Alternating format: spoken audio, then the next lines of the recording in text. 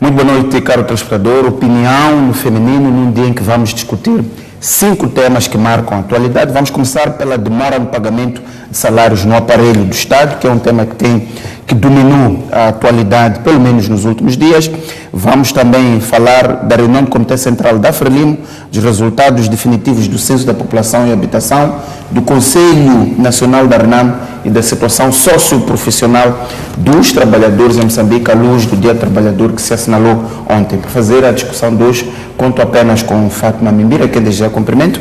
Muito boa noite, Fátima. Seja bem-vinda ao programa. Muito obrigada, Mucipo. Boa noite. Muito bem, Fátima, vamos começar pela demora no pagamento de salários no aparelho do Estado. Nós acompanhamos esta notícia semana passada e vimos a justificação do Ministério da Economia e Finanças de que era um problema técnico. Entretanto, circularam informações de que o Estado, o Governo, concretamente não se conseguiu financiar através dos bilhetes do Tesouro e isto pode ter comprometido o pagamento de salários. O Estado estabelece que o pagamento de salários é feito entre 15 a 27 de cada mês e vimos que passou-se o dia 27 e isto criou um certo mal-estar ao nível dos funcionários públicos que se situam entre 350 mil a 450 mil, portanto são a esmagadora maioria dos trabalhadores em Moçambique e isso depois teve o seu efeito. Assim, a partida, tendo em conta que foi um tema que dominou a atualidade, qual é a análise que faz desta situação toda, sobretudo das razões? O Ministério emitiu um comunicado, mas depois não apareceu para dar explicações mais concretas sobre o que essencialmente aconteceu e que problema técnico era este. Muito obrigada, Mucipo. Saudar primeiro aos caríssimos telespectadores e particularmente à massa laboral trabalhadora moçambicana pela passagem de mais um Dia Internacional do Trabalhador e também solidarizar-me com as famílias afetadas pelo ciclone Kenneth na província de Cabo Delgado e as famílias enlutadas, as minhas sinceras condolências e um abraço de fraternidade a estes irmãos. Em relação a demora no pagamento de salários, eu penso que o Estado, o governo em particular, não tem uma cultura de diálogo ou de informação que seja profícua com os seus trabalhadores e com a sociedade. Numa situação em que as pessoas trabalham e no final do mês elas estão à espera de uma remuneração e elas têm uma série de compromissos cuja remuneração cobre, por exemplo, há famílias em Moçambique que vivem do endividamento bancário, significando que há um determinado período que a letra vence e a partir do qual começam a somar alguns juros de mora. Exatamente.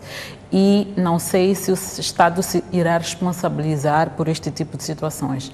E numa situação em que não houve uma comunicação prévia às pessoas, porque poderiam depois recorrer aos seus próprios bancos para informar de uma provável demora, torna a situação muito complicada. Eu penso que o Estado tem que melhorar muito. Nós sabemos que nós temos eu não vou dizer uma cultura, porque cultura são coisas difíceis de moldar, mas nós temos práticas de secretismo, achamos que nós temos que esconder as coisas, não se pode esconder. Ou se calhar a situação foi gerida no limite, na ideia de que se iria conseguir fazer o pagamento, pelo menos nestas datas estabelecidas, a não ter acontecido isso é que se fez a comunicação, de todas as formas, os gestores das instituições, pelo menos, deveriam estar informados sobre a situação, para, numa situação que ultrapassa a possibilidade de controlar, estes gestores poderem intervir prontamente e informar os trabalhadores e encontrar solução para lidar com estes compromissos que as pessoas têm.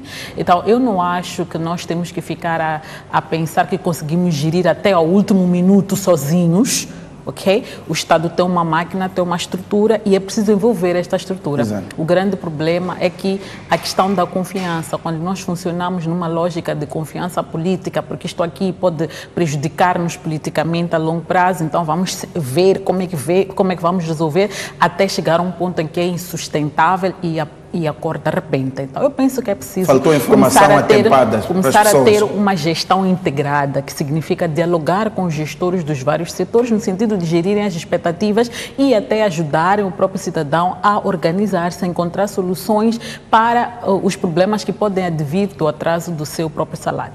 Em relação a esta, e o fato de até hoje não se ter explicado exatamente o que consubstanciou este problema técnico, é um problema.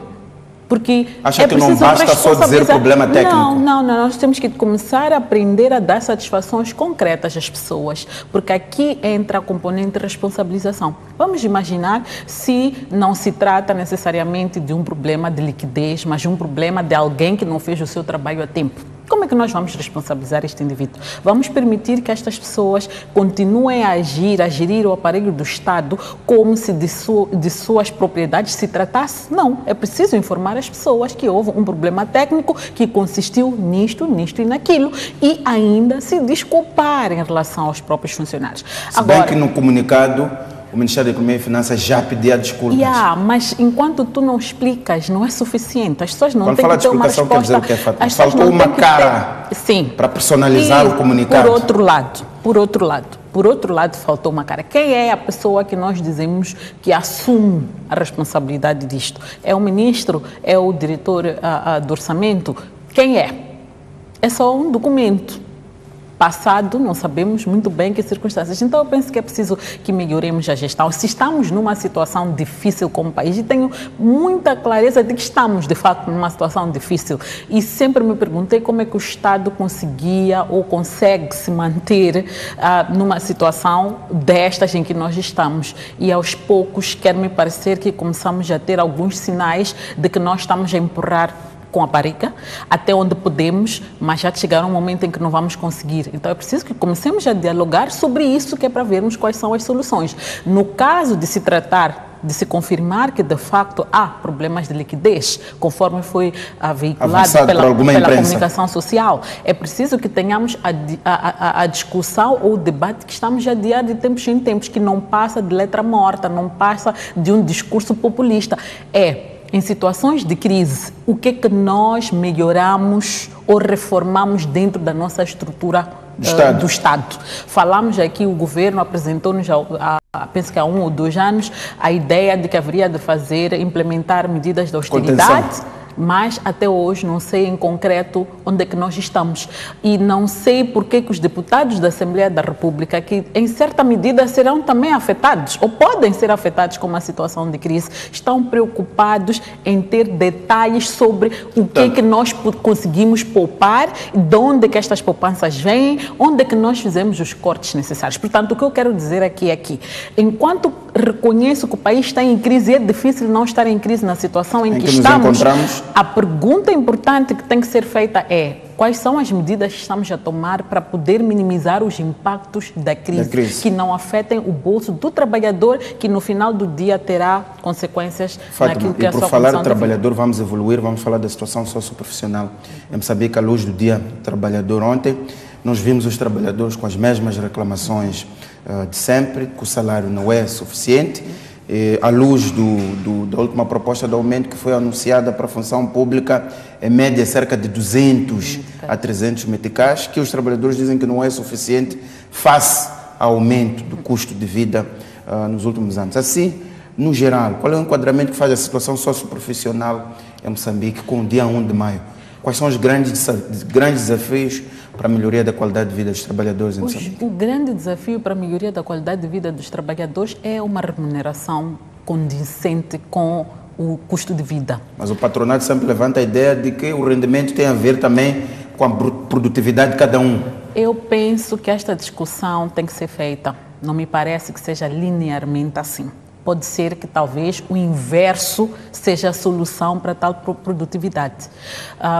Talvez nós precisamos melhorar o nosso nível salarial para podermos melhorar a produtividade. Portanto, eu aqui desafio os pensadores deste país, os académicos, os economistas, a estudarem com profundidade isto. Porque é verdade que nós não podemos falar de um país com melhores condições de vida para o seu povo quando não produz. Então, aqui, mais do que falarmos das condições de trabalho, necessariamente, é preciso percebermos qual é o ambiente em que nós operamos para produzir. Por que é que nós não produzimos?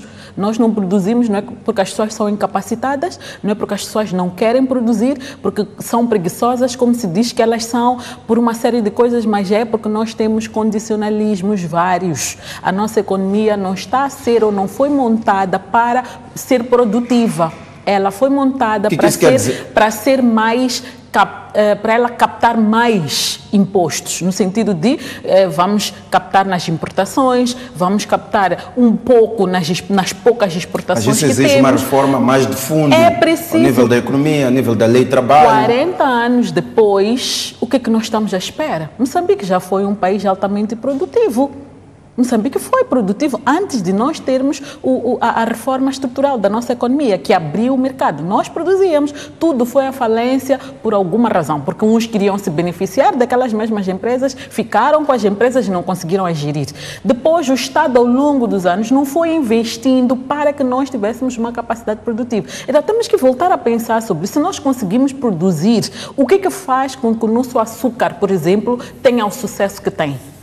Por que o que se fez no açúcar, no setor do açúcar, não é possível fazer, por exemplo, no setor do tomate, no setor da batata, no setor do amendoim, do feijão, que nós temos, do gergelim, que nós temos um pouco por todo o país? Por que o mesmo não pode ser feito, por exemplo, por que nós até hoje não temos uma refinaria?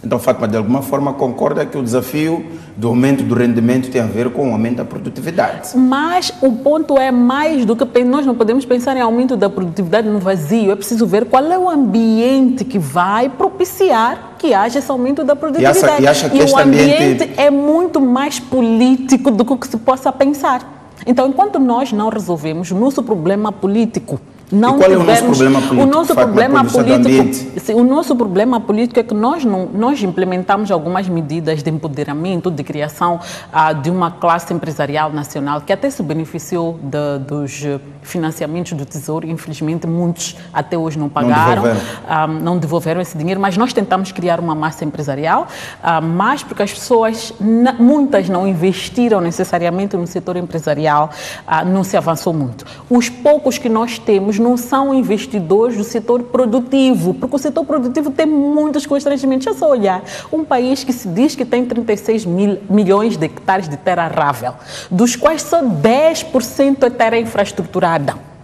E para investir nesse setor é uma série de constrangimentos. Como é que nós vamos esperar produtividade? E esses constrangimentos não são constrangimentos impossíveis de resolver, porque países com condições piores que as nossas estão a ter um nível de produtividade muito alta. Por quê? Porque implementaram medidas de política que permitem que os setores, de facto, avancem. O que faz com que a nossa agricultura aqui, com tudo que nós temos, o Vale do Zambeze, o Vale do Ngure, o Vale do Lúrio, o Vale do Limpopo, só estes quatro não nos servem para nada quando países com menos do que isto conseguem fazer muito mais. Então, mais do que pensarmos que produtividade é uma coisa abstrata, é preciso pensar qual é o ambiente envolvente que nós temos que propicia esta produtividade. Enquanto nós não tivermos coragem, quando eu digo nós, é o setor empresarial, o genuíno setor empresarial, enquanto não puser o dedo na ferida e exigir reformas estruturais, não vamos resolver. Enquanto nós achamos que somos empresários, mas ao mesmo tempo queremos ter um assento nos partidos políticos, é muito complicado. Então é preciso que comecemos a trabalhar no sentido de remover estas barreiras. E deve ser até do interesse do próprio Estado, do próprio governo, remover estas barreiras, porque quando nós olhamos para a situação do país, nós vemos que o país, mais do que crescer ao longo desses anos, o país está a entrar para uma situação de dificuldade. E não é porque não é possível fazer coisas. É possível, mas é haver compromisso, haver coragem de romper com aquelas barreiras todas, aqueles compromissos que nós temos, inclusive, que já deveríamos ter abandonado há muito tempo. Fátima, até para reforçar o que está a dizer, nota-se sempre nos feriados, e ontem notou-se em feriados como 1 de maio, 25 de junho, temos todos os estabelecimentos comerciais encerrados, incluindo restaurantes, estão todos encerrados, quando esta é uma data propícia para que as pessoas possam ir ao restaurante. Quer dizer, isto também afeta do ponto de vista de produtividade, olhando para aquilo que pode ser o papel de uma lei de trabalho ao nível do desenvolvimento. Evidentemente que há também o setor dos sindicatos que defende que não, os trabalhadores, eles próprios também têm direito de gozar o feriado. Portanto, não é um tema, digamos, de todo fácil, tendo em conta a correlação de força entre as partes interessadas. Sim, não há dúvidas que não é fácil. Para mim é mais uma questão de estratégia. Como é que eu, o empresário, negocio com o meu staff uma marcha e o fazer lucro. Estar naquele dia, porque as pessoas vão querer ir a um lugar, reunir-se, inclusive para celebrar. Como é que nós captamos estas oportunidades? É uma questão de negociação. Pode-se encontrar uma estratégia, por exemplo, de ter uma equipa a trabalhar durante um período enquanto outros vão à marcha e depois, outro período, há uma substituição. E encontrar formas, inclusive, de pagar as horas extras, porque aquele dia, de facto, é um dia de repouso para as pessoas. O ponto é que nós também temos que perceber que nós usamos muito este argumento de que não há produtividade, não há não sei o quê, quando, na verdade, é porque nós próprios também não queremos pagar. Eu desafio algumas empresas, inclusive, a realmente fazerem a apresentação do rácio entre o salário que é pago ao trabalhador e o rácio que é pago à direção das instituições. Nós vamos ver que o fosso é muito grande. Então, muitas vezes, o que acontece, aliás, mesmo se nós formos olhar no próprio aparelho do Estado, quando vemos um monte de regalias que é dado aos gestores públicos, sobretudo aos ministros, etc., em termos de regalias, nós vamos ver que o fosso é muito grande. No final, vamos dizer que aquelas pessoas que não há condições para pagar. Mas se nós diminuíssemos algumas daquelas regalias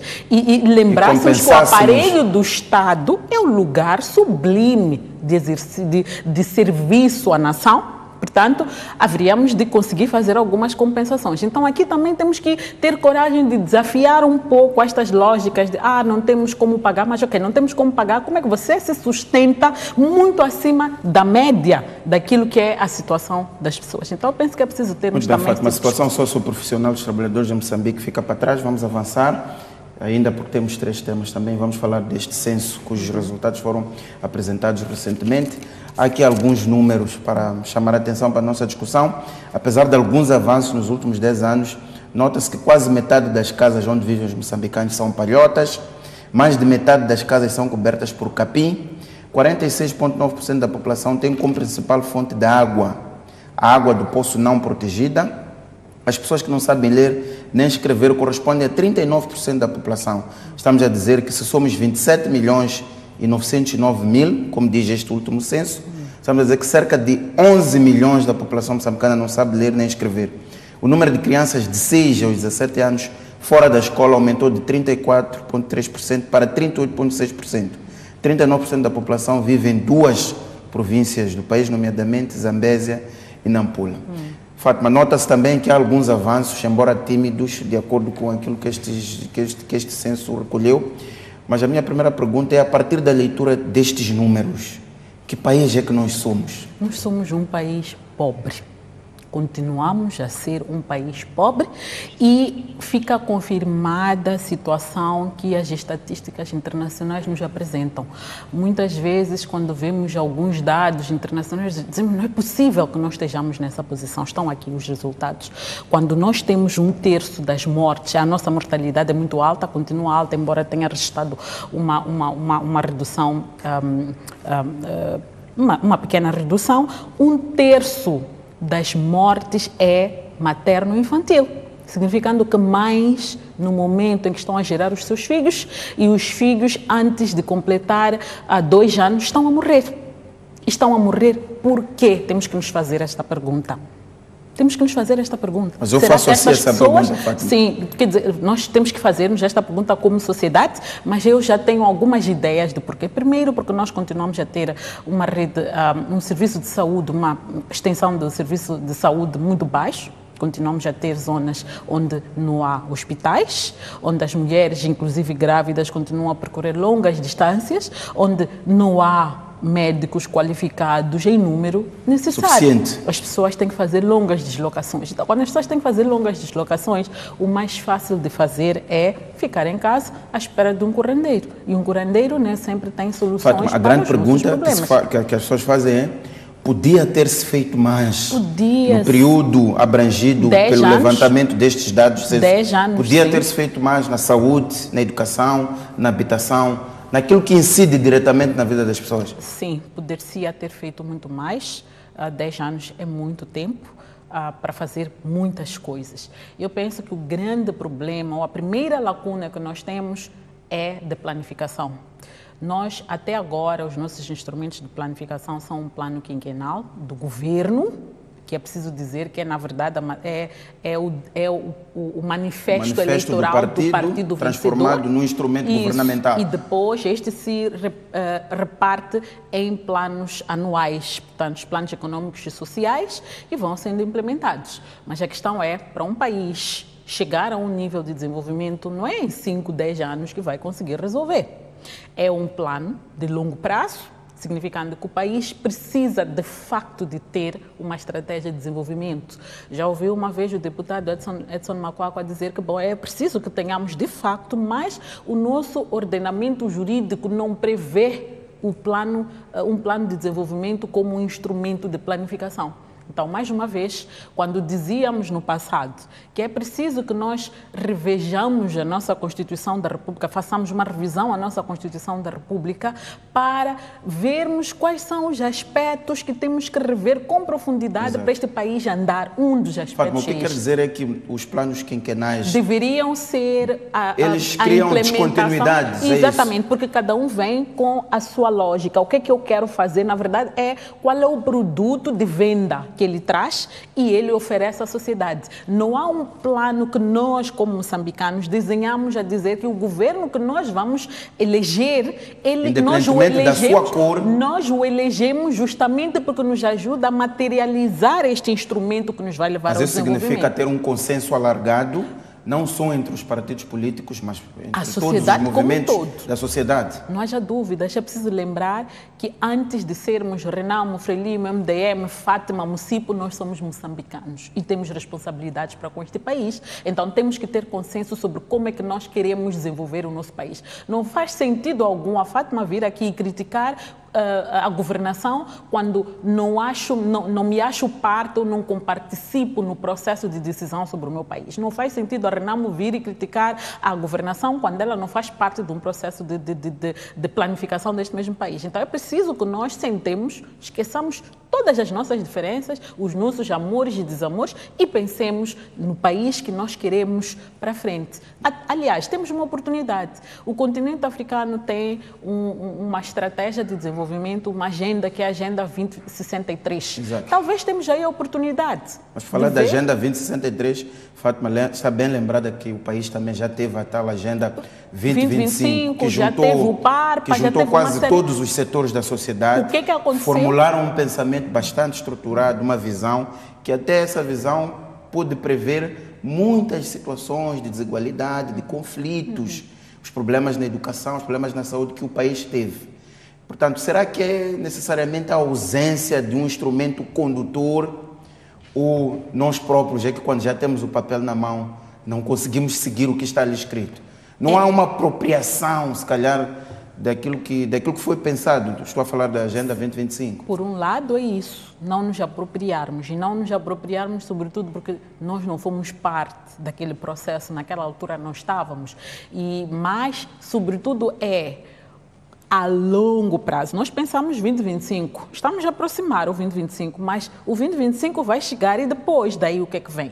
Então eu penso que é preciso que tenhamos uma estratégia de desenvolvimento que foi feita, um documento muito despachado, uma coisa que de facto está muito crua, que precisa ser retrabalhada. Temos base, pegar a Agenda 2025, pegar os PARPAs e por aí fora, voltar a pensar como é que nós antes víamos o nosso país, o que é que foi pensado naquela altura, quais são as novas dinâmicas hoje que podemos maximizar para nos levar a esse tal desenvolvimento. Por exemplo, nós estamos hoje a contar com gás natural, mas temos ao mesmo tempo compromissos ligados ao ambiente, os acordos de clima que nós fizemos e que algumas atividades a longo prazo vão ter que ser descontinuadas. E uma dessas atividades tem a ver com carvão, tem a ver com gás natural. Nós estamos a apostar numa commodity, em commodities ou num setor que a longo prazo vai enfrentar desafios, portanto,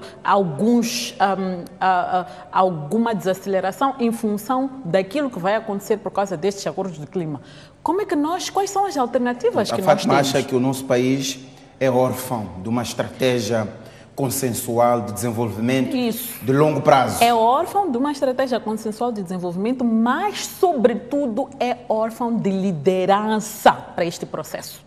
A minha questão de fundo é... Mas quem é que deve liderar esse processo? A liderança deste processo. Quem é que deve liderar esse processo de desenvolvimento? Devemos todos nós, como moçambicanos. O meu amigo, o Roberto Tebana, já tinha proposto uma Assembleia Constituinte. Talvez tenhamos que pensar em alguma coisa como esta que nos vai ajudar a repensar um pouco o nosso país em todas as vertentes. Vamos esquecer os políticos com as suas cores partidárias. Eu penso que nós temos que despir isso. Está a ser difícil nos despirmos das nossas cores partidárias. Enquanto nós não o fizermos, nós estamos a tomar medidas paliativas. Vamos ter 5 anos de um plano quinquenal que a Fátima, o João, a Maria reconhecem uma e outra coisa, mas no resto...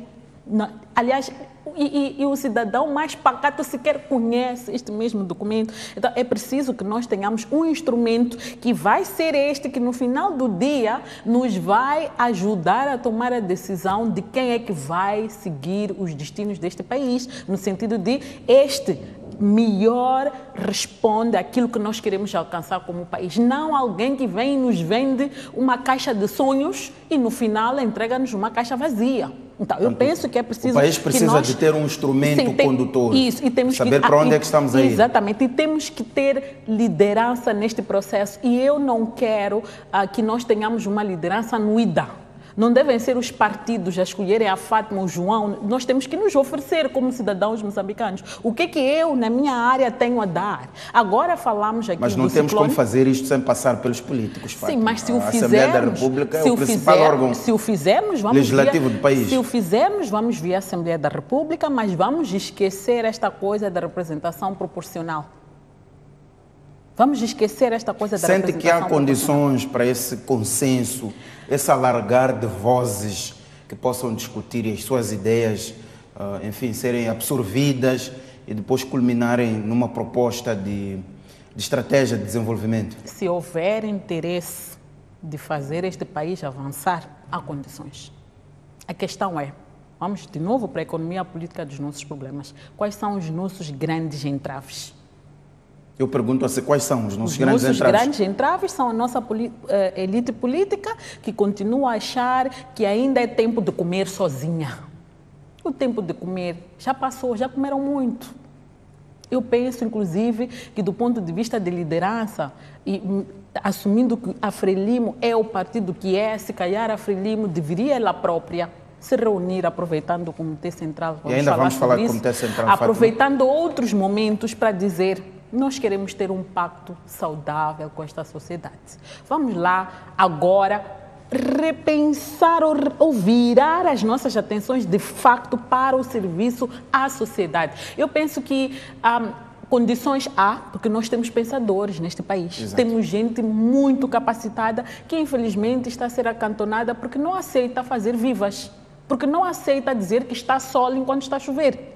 Então, enquanto nós não estivermos abertos a ouvir as vozes diferentes com benevolência e analisar o que estas pessoas estão a dizer, não olhar estas pessoas em função de ser mais claro, mais escuro, estudou aonde, viveu aonde, zangou-se com quem no passado, mas lembrar que ele é moçambicano, tanto quanto nós, tem obrigações e tem direitos, inclusive, que estão previstos no artigo 73. As boas ideias não têm cor partidária, não tem raça, não tem sexo, não tem origem étnica, não tem absolutamente nada, só tem, de facto, compromisso de um cidadão que quer dar o melhor de si para o seu país. Fátima, quase metade das casas onde vivem os moçambicanos são de palhotas, 50,8% das casas são cobertas por capim. Isto também depois reflete-se quando nós temos calamidades naturais, sim, logicamente. Sim, claramente. E é importante que comecemos aproveitando que há estatísticas fiáveis e muito atuais sobre a situação para refletir. É este o passo que queremos continuar a dar no nosso país? E eu coloco esta questão porque quando eu escuto as autoridades a dizerem que as pessoas estão a regressar para as suas zonas de origem, estão a voltar a construir as suas casas, não me parece que vão construir casas diferentes, vão construir exatamente estas mesmas casas. Um país que se localiza onde se localiza, com os riscos que tem, os riscos ambientais, os riscos meteorológicos, se podemos assim dizer, das condições de localização do próprio país, é preciso que repensemos isto. É o momento de nós começarmos a usar instituições que nós criamos. Tem um fundo para o fomento da habitação, não me parece que o fundo para o fomento da habitação tenha a vocação apenas de infraestruturar espaços para vender, oferecer às pessoas que têm ligações. Não está ali apenas para construir casas que nunca mais terminam, mas está ali para orientar as pessoas na construção de habitações como deve ser, colocar à disposição do povo e trabalhar com todas as outras entidades existentes acha que o Fundo de Fomento da para... Habitação precisa de uma reorientação? Sim, uma reorientação, tendo em conta que eles estão a operar num mercado bastante concorrencial, que me parece que acaba colocando os seus investimentos numa situação de insustentabilidade. Há vários investimentos que eles iniciaram, nunca conseguiram terminar porque não têm recursos. Há vários projetos que eles têm e não fazem. E nós vemos que nas zonas rurais, e não só, mesmo na periferia em Maputo, nós vemos até pessoas com alguma condição de fazer uma casa em melhores condições, não a fazem melhor, muito mais robusta, estruturada, porque elas não têm essa assistência, porque não tem capacidade para o fazer.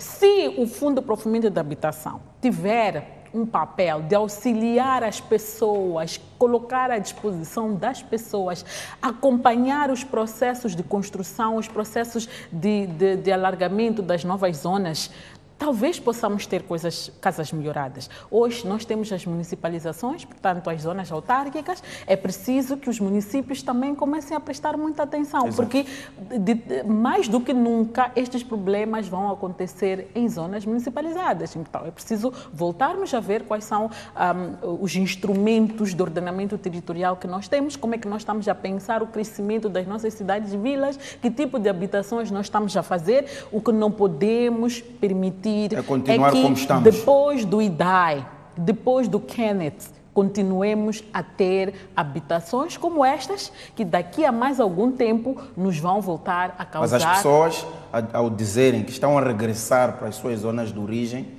não podemos esperar que voltem para mudar a situação. A questão é onde é que está o poder do Estado, onde é que estão as autoridades, qual é a discussão que está a haver neste preciso momento, tendo em conta esta situação.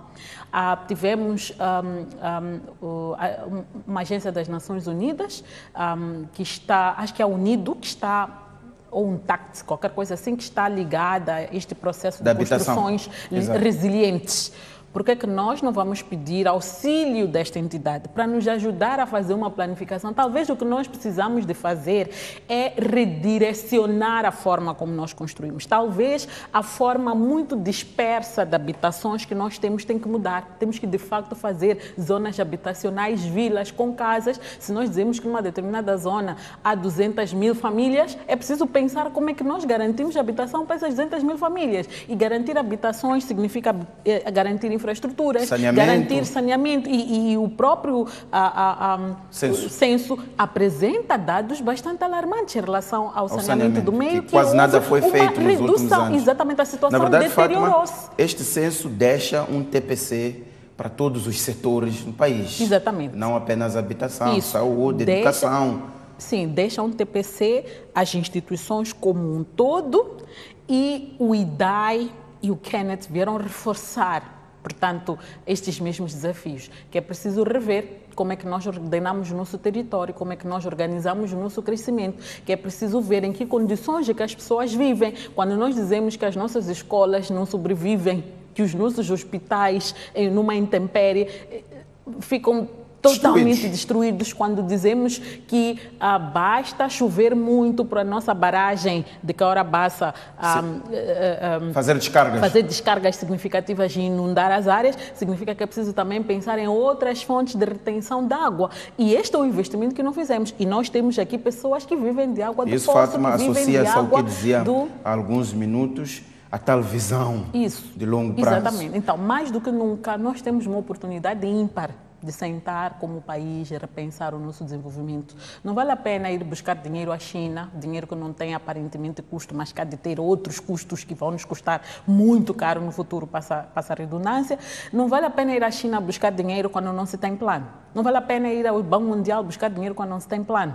Não vale a pena ir pensar no gás natural quando não se tem plano. O que vai acontecer é que vamos ter tanto dinheiro, vamos começar a usar muito mal, como fizemos ao longo dos anos, aumentamos as nossas despesas, mas essas despesas despesas não são necessariamente algo que muda a nossa condição de vida. Então, é preciso que nós, de facto, sentemos e pensemos. E isso não é papel só da Frelimo. Não é só o papel dos deputados na Assembleia da República, não é só o papel da sociedade civil organizada, é um papel da de sociedade todos como um todo. Os moçambicanos, e eu desafio que assumamos, iniciemos este processo para induzir os outros. Fátima, vamos para outros 2 temas, mais de índole política. Vamos começar pelo Conselho Nacional da RENAM. Há 2 elementos aqui que queria ouvir a sua abordagem, que é a proposta de atribuição de título de Herói Nacional Afonso Dhlakama e a indicação de André Madjimbir. E um aspecto que vimos neste Conselho Nacional da RENAM, ele foi dirigido ao telefone pelo líder a partir de Gorongosa.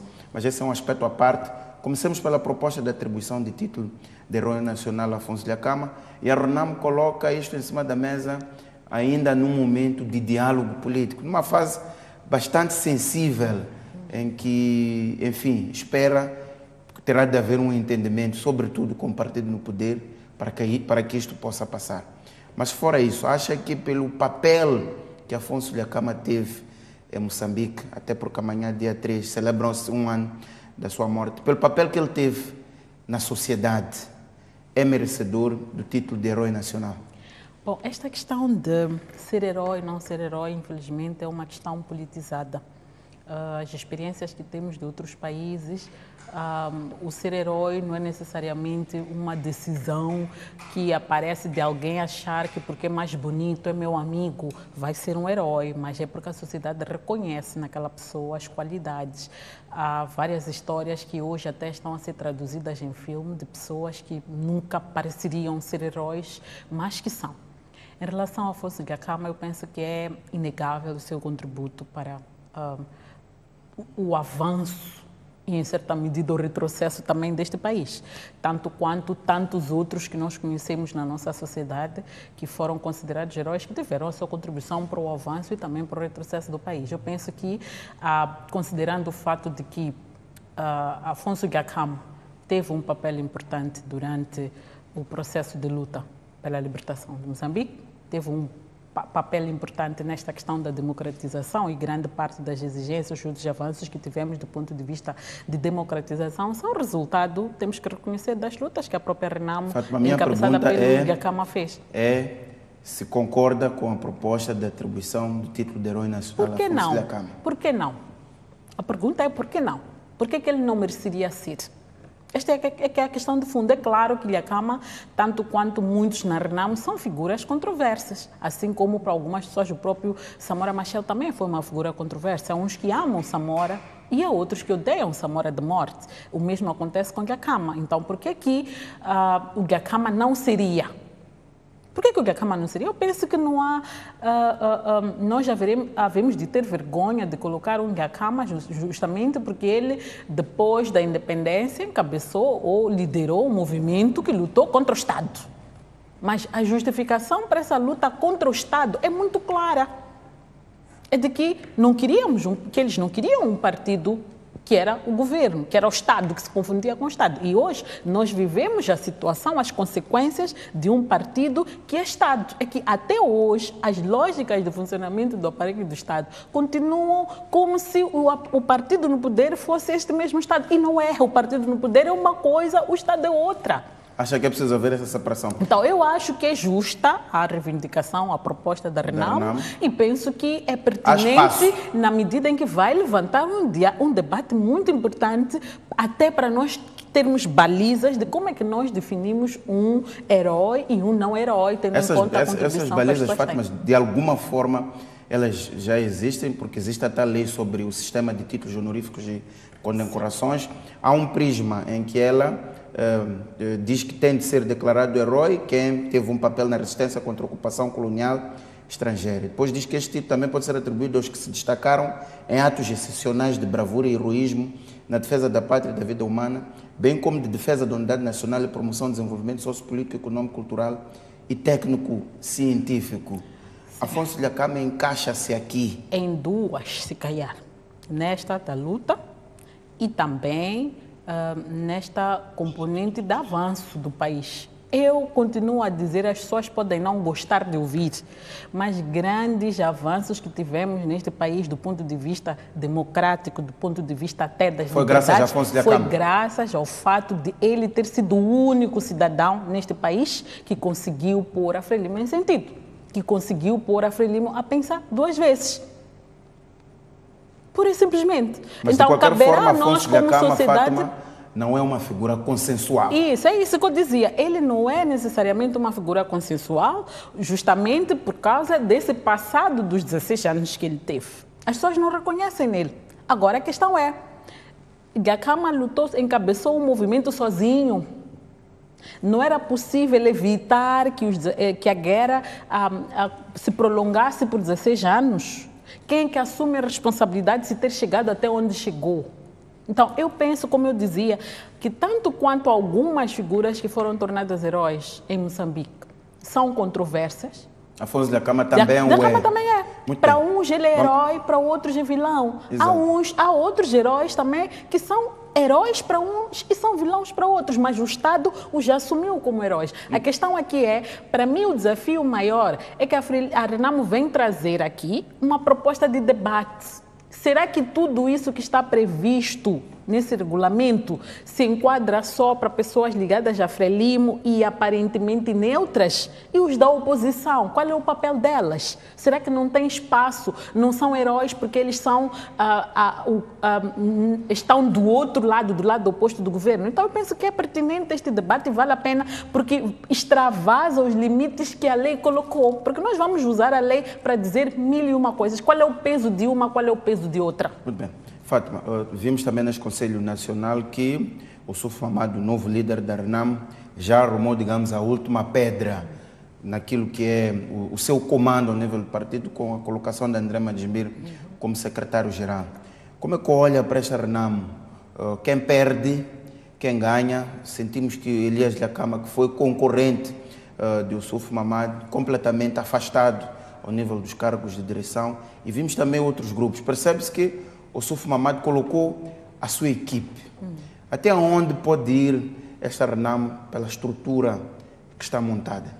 Bom, para começar é preciso dizer que a colocação de Madjimir acaba sendo, dentro das hostes do próprio partido, uma espécie de um golpe de mestre, porque é preciso lembrar que o Suf Mamado estava a ter problemas em Sofala, porque havia a ideia de que ele estava a isolar o pessoal de Sofala para trazer pessoal de Nampula.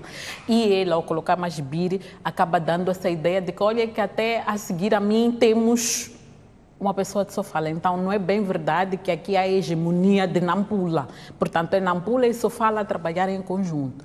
Então, as questões étnicas continuam a ser bastante determinantes na arquitetura do comando ao nível dos nossos partidos. Isso, e isto é preciso discutir com profundidade, porque isto nos traz com clareza a ideia de que esta coisa de unidade nacional não passa de um discurso, e muitas vezes um discurso populista até. Nós não estamos unidos porque nós não reconhecemos mas às vezes, o outro. Ao agregar pessoas de diversos pontos do país, é fazer a tal unidade nacional. Sim, é a colocar tentativa as pessoas de aglomerar das 3 regiões todos, do país é fazer unidade nacional. Exatamente, mas o ponto é, quem lidera muitas vezes tem esta tendência de ir buscar os seus, o seu grupo étnico. E depois, quando é combatido, diz que me estão a combater porque eu sou do grupo étnico diferente do grupo étnico dominante. Então, significa que o discurso aqui de etnia, de que nós não somos um único povo, independentemente da minha marca étnica, eu não tenho como fugir a isso, porque nasci num grupo, mas eu saio daquele grupo, eu sou, acima de tudo, cidadão moçambicano. Acima de tudo, se é membro da Frelimo, da Renamo, do MDM, acima de tudo, ele é membro daquele partido, comunga dos valores daquele partido, e é por isso que está lá. Quando não está, o ideal é sair. Fátima, esta estrutura nova da Renamo, ela tem saúde?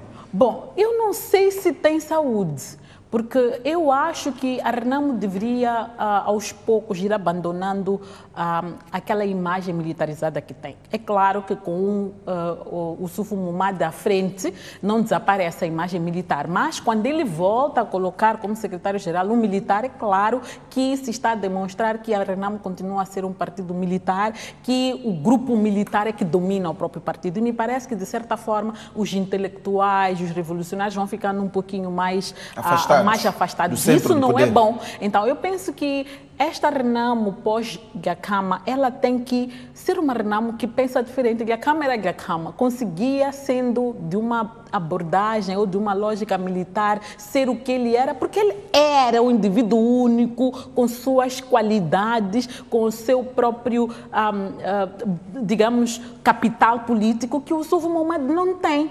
Então, aqui penso que é preciso a própria Renamo fazer esta reflexão, porque isto pode ter um custo político muito importante nas eleições, sobretudo porque as pessoas querem de facto a paz e o processo de desmilitarização não está a seguir aquele rumo, aquele passo que estávamos à espera, e quando voltamos a ter a predominância dos partidos, do pessoal ligado a pessoal militar, reforça esta ideia de que a Renamo é efetivamente um partido militar e muito longe de sair dessa lógica. Fátima, vamos avançar, vamos para o nosso último ponto, e é sobre a reunião do Comitê Central do Partido Frelimo. Este Comitê Central vai reunir sexta, sábado, domingo.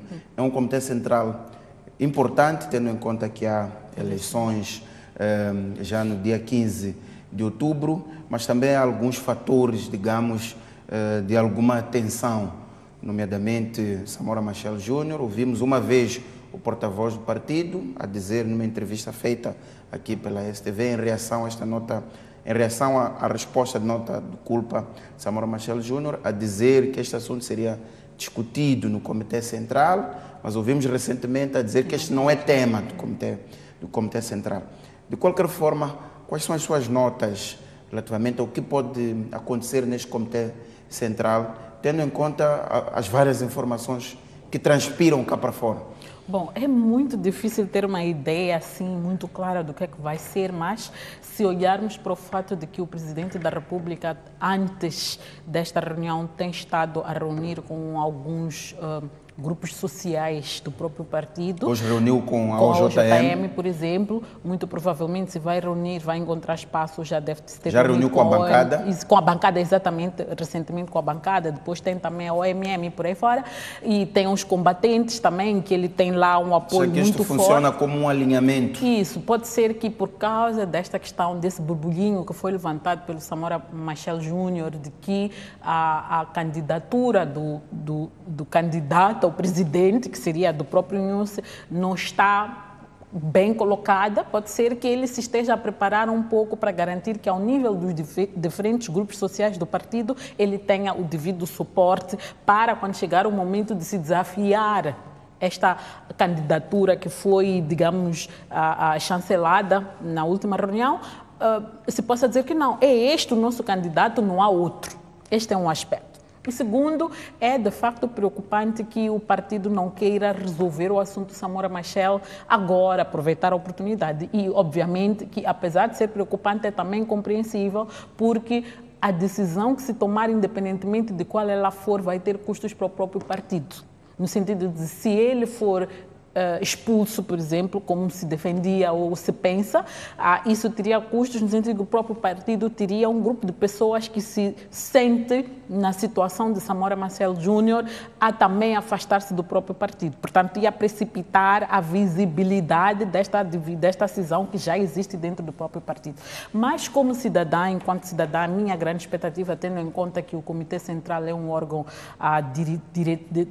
dirigente do próprio partido, é que haja uma reflexão profunda sobre o que o partido pensa do país, quais são os rompimentos que é preciso fazer dentro do próprio partido para que este partido volte a granjear a simpatia do povo, para que este partido volte a encontrar um terreno em que ele possa competir em igualdade de circunstâncias com os outros partidos e, sobretudo, ganhar eleições de forma limpa.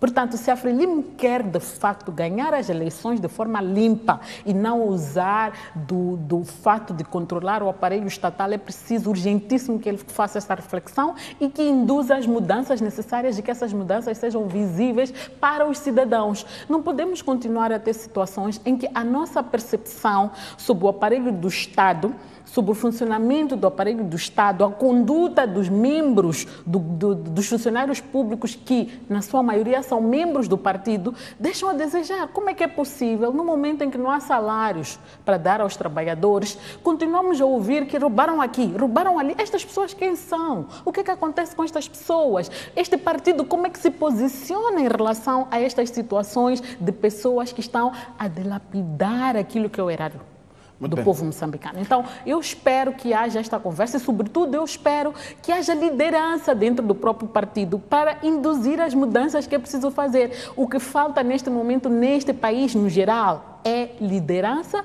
corajosa e comprometida. E se nós temos um partido que dirige, então é dentro deste partido que tem que começar esta liderança corajosa e comprometida. Então, eu espero que este partido, de uma vez por todas, nesta reunião, se posicione. E que fique claro para nós também, enquanto cidadãos, e nós também nos posicionemos em outubro, se é isto que nós queremos ou não. E se continuarmos a verificar se não é isto que queremos, se não é esta Frelimo que queremos, se acontecer o que aconteceu em Maromeu, na Matola e outros lugares, nós próprios nos posicionarmos em relação a isso. O que não pode acontecer é o nosso país continuar a ser adiado como está a ser adiado, porque há interesses que nós os desconhecemos que estão a dominar aquilo que é a esfera pública, aquilo que é a ação do Executivo. Muito bem, Fátima, com estas suas notas sobre o Comitê Central do Partido Frelimo, damos por encerrado o programa Opinião Feminino, num dia em que discutimos vários temas que marcam a atualidade. Caro telespectador, que nos acompanhou, até a próxima quinta-feira.